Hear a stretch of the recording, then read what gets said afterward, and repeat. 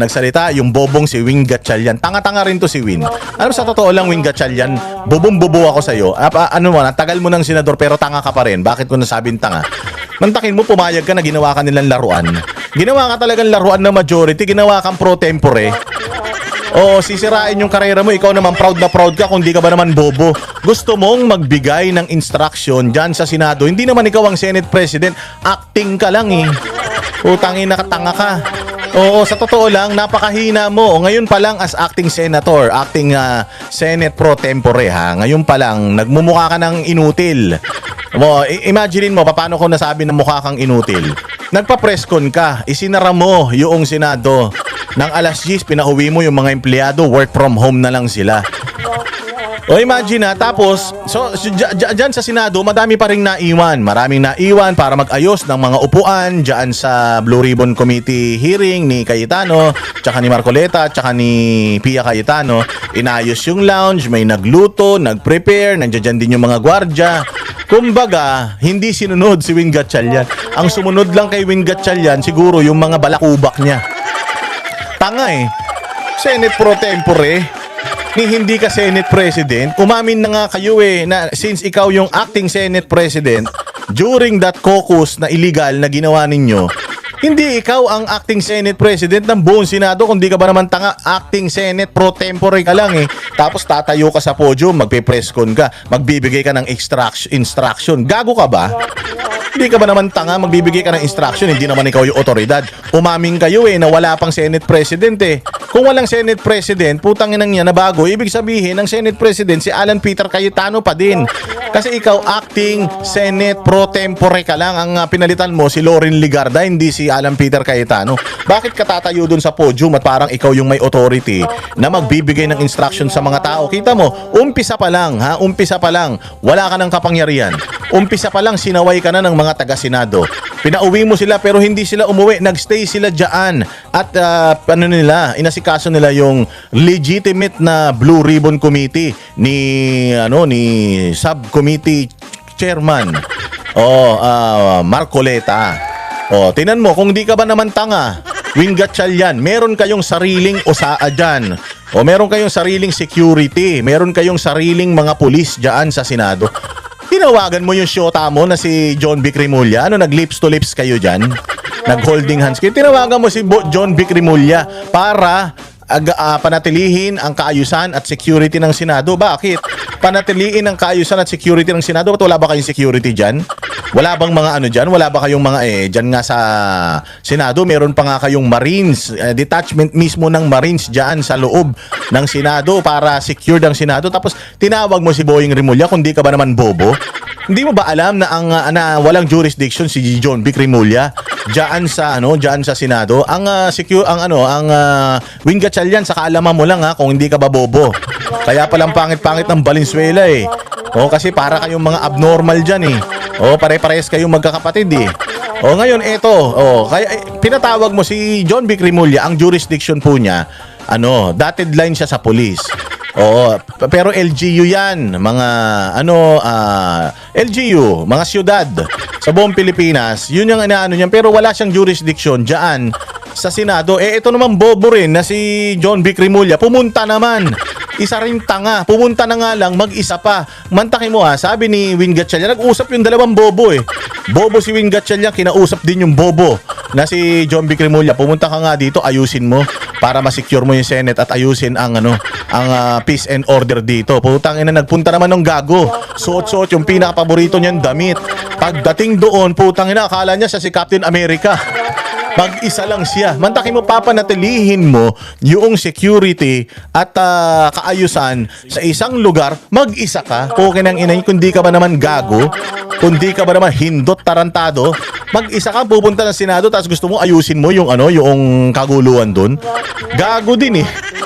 So ganun katanga si Wing Gatchalian dahil nagpagamit siya sa mga kasamahan niya at gawin siyang katatawanan. Parang yung mga tulpo rin na mga bobo. Yung dalawang tulpo na magkapatid na mga manyakis di umano. Mga mahihilig sa puday. Tangina, ang yayabang. Pucha, mga human trafficker pa lang, mga tarantado. Mamaya papaliwanag ko sa inyo kung bakit human trafficker. Walang hiya eh, hindi ba? So ngayon mga bossing, bobo rin yung dalawang magkapatid na Tulfo. Bakit? O kita mo, hindi kaya ni ni Tito Soto, ni Ping Lacson at ng ibang mga samahan nilang mga tanga. Hindi na nila kaya siguro yung pressure ng social media, mga troll. Kasi tawag nila sa atin troll eh. O pagka inaano mo sila, binabash mo sila, tawag mo na troll. Sige, sabihin na natin basher, hindi troll. Kasi ang may troll army kayo naman eh. O kaya nga nagpatay sila ng mga comment section nila. Sila Mig Subiri, Erwin Tulfo, nagpatay yung mga comment section yung mga ulol na yan. Kasi alam nila, nararamdaman nila, nababasa nila yung mga comments sa kanila sa mga Facebook pages nila eh. Kaya urat na urat ang mga putang na nagpapasaklolo sa mga media na bayaran na nag-iiyak nung sinabi ni Marcoleta na bayaran sila eh. Papaliwanag ko rin sa inyo kung bakit sila bayaran. Pero yun nga, ngayon, ginagamit nila yung dalawang Tulfo dahil alam nila yun yung pinakabobo sa kanilang hanay. Bobo na silang lahat dyan sa bagong majority ko, no? Yung 11+1, bobo na sila. May mas bobo pa. Sino yun? Si Rapi Tulfo at si Erwin Tulfo. Kaya binuyo nila para magsalita ng ad hominem sa kanila. So syempre, mga walang mga pinag-aralan mga yan eh. Kaya yung mga bibig ng mga yan, parang si Boss Dada, wala rin pinag-aralan eh. Kaya bastos ang bunganga ng mga yan. Ginamit silang dalawa para pangbangga doon sa mga nangbaba sa Senate. Siyempre sila tuwan-tuwa naman. Nakita mo, ako si Erwin Tulfo, mahihiya ako eh. Unang-una sa lahat, ilang taon pa lang akong senador eh. 2025 o 2026. Putang ina mo ka, isang taon ka pa lang senador, ay yabang-yabang mo na. Akala mo, kasing tanda ka na ni Tito Soto dyan sa Senado, kung makapagsalita ka, akala mo ikaw yung authority diyan, unggoy ka. At saka ito pa, nakakatawa, bibigyan ka. Ikaw, Erwin Tulfo, putang ina mo, wala kang experience sa pag-iimbestiga. Wala ka mang experience sa batas dahil di ka man abogado, bugok ka. Ikaw ay isang broadcaster lang na tagabasa ng mga balita, tapos magre-react ka lang, magmumura ka lang, tatawagin mo lang na bobo, parang si Larry Gadon, yung mga binabatikos ninyo sa inyong mga programa. Tapos hahawak ka ng isang pinaka-importanting komite diyan sa Senado, yung committee on yung Blue Ribbon Committee. Mantakin mo, ang lahat ng mga humahawak ng Blue Ribbon Committee, puros mga abogado. Magagaling. Actually, si Ping Lacson magaling man yan. Experience na yan, kahit hindi abogado yan. General man yan. Marunong yan mag-imbestiga dahil siyempre pulis yan eh. Pero ikaw, Erwin Tulfo, puta, anong qualifications mo? Bukod sa ikaw ay isang Amerikanong gunggong na mandurugas na pinagkapirahan mo ang Amerika, nandaya ka ng iyong identity para lang kumubura ng pera sa Amerika. Tapos umuwi ka dito, ginamit mo yung iyong kakapalan ng muka, nagmedia ka. So yun lang, wala kang ibang experience. Kundi maghatid lang ng mga katarantaduhang balita. Hahawak. Tapos ito pa, isang termino ka pa lang diyan sa Kongreso. Hindi nga isang buong termino yun eh. Parang mga 1-2 taon ka lang diyan sa Kongreso eh. Dahil mayroon lang kayong pinatalsik diyan sa corrupt na party list ninyong ACT-CIS. Yung kurakot yan. Yung ACT-CIS, kung hindi ba naman kurakot yan, di ba sinasabi na nga ng mga balita na yung YAP na konektado sa ACT-CIS dating representative kasama nito ni Erwin Tulfo diyan sa kanilang party list, di ba, contractor. So may isang pinatalsik para mapaupo si Rapi Tulfo, di man binoto ng tao yan eh. Inupo lang siya dyan para maging congressman ng mga 1-2 taon. Tapos tumakbo ng senador, ginamit yung kanilang followings dahil Tulfo yan, ibilib man tayo lahat sa mga Tulfo noon. Tapos mga Duterte supporter pa yan, so sinuportahan niyang ulul na yan. So eto ngayon pagdating sa Senado, putang ina, lakas ng boses, galing-galingan, basa ng rules, ganito, ganyan, gago. Alam mo ba, nung bagong senador, number 1 senator, si Robin Padilla, numero 1 senador nung eleksyon, hindi siya nagyabang ng ganyan. Hindi siya nagsalita ng ganyan, hindi siya nagyabang, naging magalang siya sa mga kasamahan niya sa Senado. Pero ikaw, Erwin Tulfo, kapal-kapal ng mukha mo, 1 taong ka pa lang na senador, putang ina ka, ni hindi ka man abogado, ni hindi ka man investigador. Tapos ang yabang-yabang mo magsalita dyan, mag-cite ka ng rules, akala mo naman kabisado mo yung rules ng Senado. Hindi ka naman marunong mag-interpret dahil marunong ka lang naman magbasa eh. Marunong ka lang magbasa, mag-English, pero hindi ka marunong mag-interpret. 1 taon ganyan ka nakayabang. Si Senator Bato de la Rosa, pangalawang term niya na as senator. Number 2 pa yan ha. Number 2, hindi naman ganyan yan kayabang. Very very respectful naman yan. Eto si Senator Bongo, second term din ni Senator Bongo. Number 1 si Senator Bongo. Bilang senador, nagyayabang ba si Senator Bongo? Ito si Lito Lapid. Si Lito Lapid na lang, ang tagal ng senador niyan, hindi nyo lang namamalayan. Napakatagal ng senador niyan, hindi nyo lang siya nararamdaman. Pero mayabang ba si Senator Lito Lapid kahit na never pa siyang natatalo bilang senador sa buong buhay niya sa pagtakbo niya ng senador. Hindi pa yan siya natatalo. Nagyayabang ba si Lito Lapid? Hindi. O kayong dalawa magkapatid, pukin ang ina ninyo, isang termino pa lang yung kuya mong abnormal, yung kuya mong manyakis na may mga kumakalat na video na party ng party, tapos yung anak lasenggo sa ibang bansa, nagwawaldas ng pera ng ganun-ganun lang. Tapos may party list pa kayo na kurakot di umano. Lumalabag sa batas yung anak, tumadaan sa hindi naman niya dapat daanan. Parang tatay din niya, nakikikabit kahit kani-kanino. Galit na galit sa usapang kabit. Pagka may kabit ang isang tao, isang lalaki sa rapid tulpo in action, putang ina, galit na galit siya, ulol na yan. Pero siya may kabit. Walang mga moral ascendancy ang mga putang ina eh. Ang yayabang kung makapagsalita, akala mo malilinis eh. Pero puta, mga manyakis naman. Walang hiya kayo. Ang daming mga kumakalat na mga video-video at saka mga chismis sa inyo. Pucha, hindi nyo may tatago yan. Yung mga titi ninyo. Yung mga burat ninyo na kung saan-saan nyo sinisiksik. Nagbabayad pa kayo, di umano ha. Para lang yung mga sandata nyo na siguro ganito lang yan kaliliit. Kaya pucha, kailangan nyo pang magbayad. Ang yayabang. Tapos siya ang ilalagay kung di rin ba naman gunggong itong bagong majority ng senador eh. Okay man lang sana ibinalit mo si Ping Lacson, pero ang ipinalit mo kay Lacson mas tanga. Tanga na si Lacson, mas tanga pa yung ipinalit nyo eh. Ipinalit si Erwin Tulfo na walang experience, hindi abogado, 1 taon pa lang na senado, saglit lang na nagsilbi sa Kongreso, tapos hindi man investigador, hindi naman dating pulis, so walang ka-background experience sa pag-iimbestiga. Yan ang nilagay nyo sa pinaka-importanting komite. Isa sa mga pinaka-importanting komite na mag-oversee at mag-hearing patungkol sa mga corruption ng mga taga-gobyerno. Maglalagay kayo ng butaw. Kumbaga sa pusoy dos, putang ina tres. Walang ngaya, kumbaga sa pekwa, utya yan, siya yung pinakadulo. Yan ang ilalagay nyo dyan. Kumbaga sa madyong, yan yung bulaklakin, yung mga walang silbi. Diba? Hindi kayo nag-iisip, kayong majority. Okay na nga lang sana kung ang inilagay nyo dyan si Kiko Pangilinan. O kaya si Mig Subiri na lang. Kahit pa paano, matagal na rin senador niya. Maglalagay kayo ng neophyte na senator.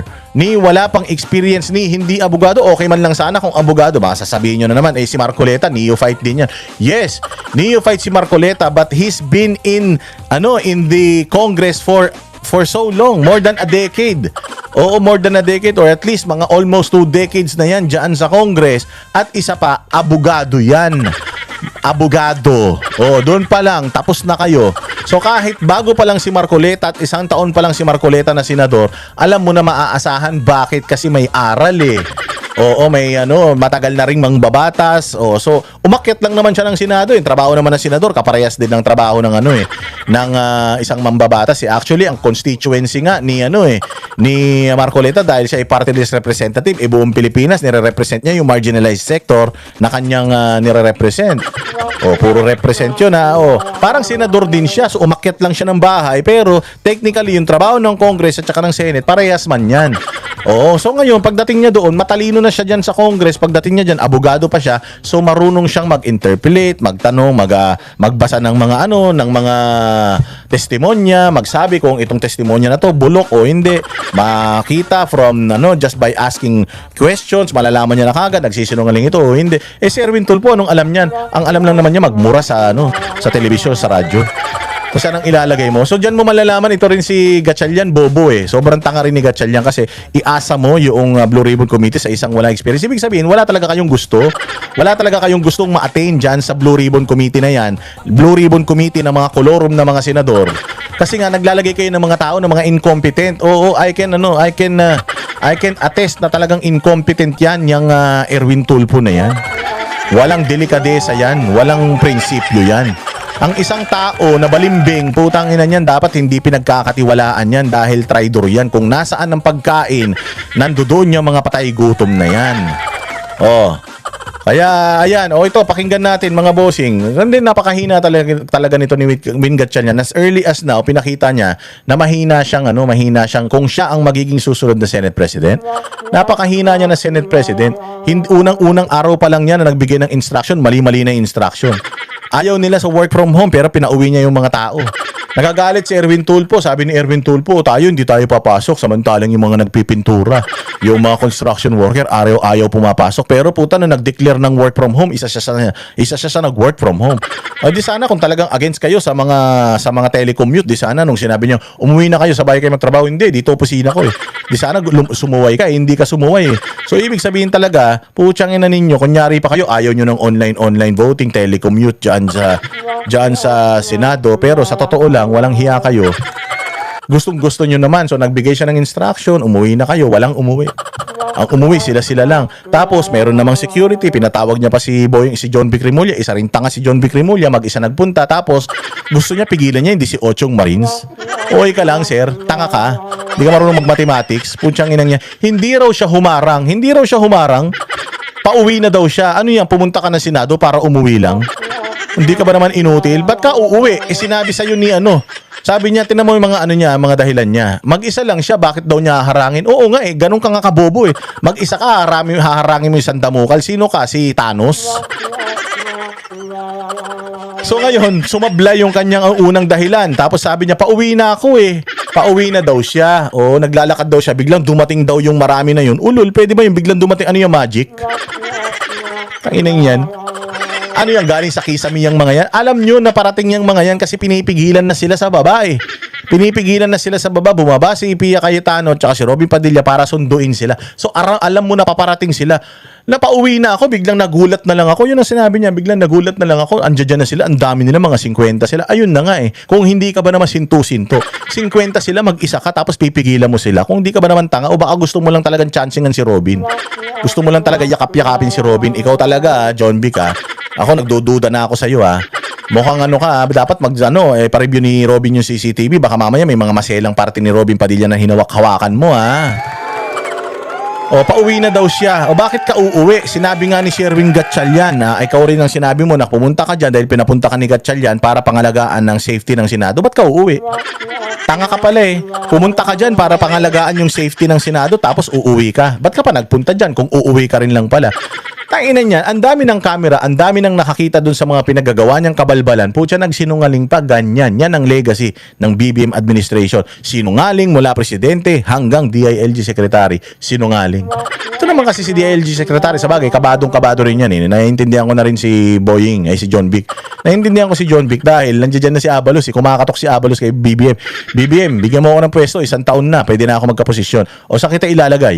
Ayaw naman nun syempre ni Abalos na mailagay siya sa mas mababa sa dati niyang naging posisyon, which is DILG secretary. Ano ba mas mataas pa sa DILG secretary? Siguro yung mga yan, DOJ, Ombudsman, di naman pwede na yung Ombudsman, Supreme Court, di naman siya huwes. So yan din ang tatargetin yan, yung DILG dahil dyan siya galing. Alang naman pumayag siya ng demotion, di ba? So ganun ngayon, kabang-kabayan si John Vic Rimulya, kaya lahat ng katangahan ginagawa niya para lang hindi mawala sa kanya yung pagiging DILG secretary, dahil pag di na siya DILG secretary, hindi na siya makakapag-interview. Kaya sinasabi ni Trillanes, tanginan to, hindi nagtatrabaho, pa-interview kasi ng pa-interview, mas madaming pa-interview kaysa nahuhuling kriminal eh. Totoo naman. So sinungaling, hindi raw siya humarang pero nakaharang siya sa pintuan. Kung hindi ka ba naman bulbul din mag-isip eh. Pucha, magpasalamat ka nga dyan. Wala ako dyan kasi kung ako ang tumulak, maniwala ka, baka buhatin kita, ilagay kita sa kisame. Pucha, yan, lit-lit ni Robin Padilla, hindi mo kaya. May umaawat pa kay Robin Padilla. Kung walang umaawat kay Robin Padilla, baka nabigwasan ka nun. Baka yung buhok mong planchado, magusot yan. Siya napahiya siya no? Nung tinulak-tulak siya, biglang naglakad na siya palayo eh. Tangina kasi feeling super hero eh. Feeling niya siya si Captain Barbell eh. Walang hiya kayo. Kami ang boses ng masa, hindi natatakot. Katotohanan lang, di kami nalulunod. Walang bahid ng sismis, lahat ay totoo. Kahit sino ka pa, pag mali ka babanatan ka. Walang pinipili kulay, wala kaming kinikilingan. Basta para sa bayan, kami lalaban. Pagdama palakpakan, pag mali banatan. bayan, tuloy ang sigaw. Sa harap ng kamera, walang halong takot. Mga baluktot, lahat kayo'y tutumba. Ang hustisya at totoo, yun lang ang mahalaga. Kahit sinong harang, di kami matitinag. Walang pinipiling kulay, wala kaming kinikilingan. Basta para sa bayan, kami lalaban. Pag tama palakpakan, pag mali banatan. Di matitinag, di matatakot. Para sa bayan, tuloy ang sigaw.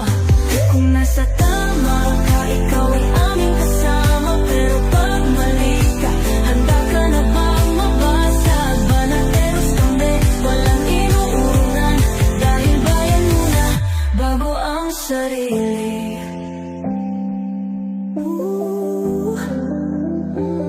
Bago ang sarili.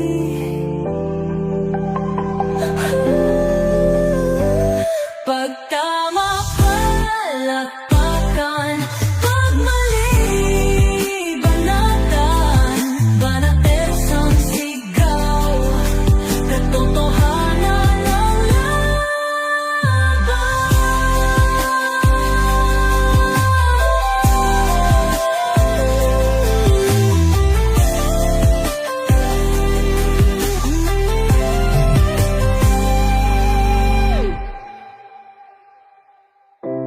Sa